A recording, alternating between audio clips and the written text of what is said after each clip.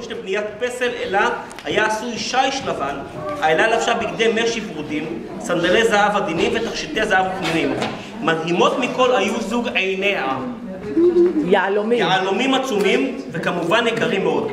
את הפסל המדהים שמו אנשי העיר במערה, במקום שבו לא ירזק לו על ידי קרני השמש. באותה עיר ממש חיו נער נערה שהיו מאוד אוהבים, אך כמו בכל הסיפורים, גם האהבה לא הייתה פשוטה. וואלה, יא בבא, עוד פעם לצאת החוצה עם העדר ולזה, רגע, חכה. לצאת עם העדר עוד פעם ולאמור, וואלה אבא, אין לי כסף, צריכים עוד פעם לחזוז את הצור וזה, אבל מה, אהובתי מדהימה.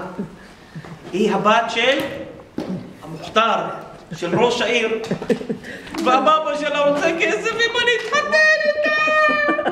מה אין לי כסף? מה אני אעשה? והנערה הייתה כל ערב באה ואומרת לו, מה הייתה אומרת לו? אני בחיפה. אבל מה עם הכסף? אתה אין לך כסף, אם לא אין לך כסף, היא לא תאהבה. אבל אם לא יהיה לו מספיק כסף, הוא לא יוכל להתחתן איתה, נכון? כי ראש העיר לא יהיה מוכן לתת לו כסף. חשב הנער מה לעשות, אמר וואלה נמכור את העדר של בבא, וואלה לא טוב, נלך לגנוב, לא טוב למה אתה גונב, וואי יערקו לך את היד. וואלה, יש אלה, קוראים אותה אפרודיטה.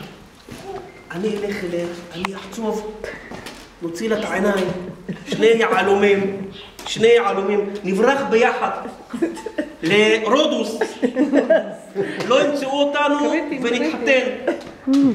אבל מה, הנערה אמרה לו כל פעם, וואלה, תראה, אני כבר בתולה זקנה, אני בת 17. אם לא תביא מהר את היעלומים, וואלה, הזמן דופק, השעון הביולוגי מתקתק. החליט הנער לקחת את עצמו וללכת למערה. הוא הלך למערה בלילה, טיפס בסולם, עלה לעיניים וניסה להוציא, אבל מה?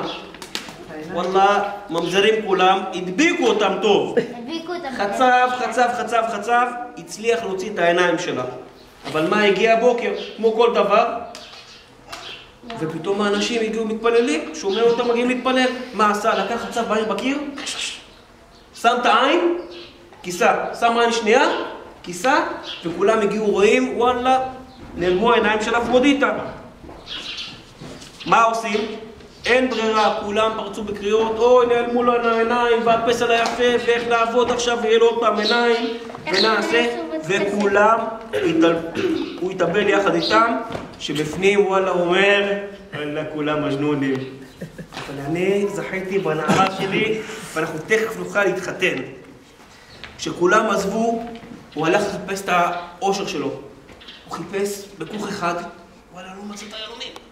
חיפש בכוך השני, לא מצא. שמתי אותם, לא מוצא. רץ, עושה עוד חוק. מחפש, לא מוצא. עוד אחד, לא מוצא. וואלה, וככה הוא נהיה זקן. הוא הלך לבריינטה. וכמו שאומר הסיפור, מאז אותו יום, כל לילה שומעים פה דפיקות של הזקן עדיין מחפש את היהלומים. אז אולי אנחנו נמצא. זהו. אז מי שרוצה לחפש את היהלומים, נמצאים בערך בשורה השלישית למעלה. זה מה שאני זוכר. ואנחנו נלך לחפש את הבורקס. בדיוק. נלך לחפש את הבורקס. זה מה שאמרו לו חיפש.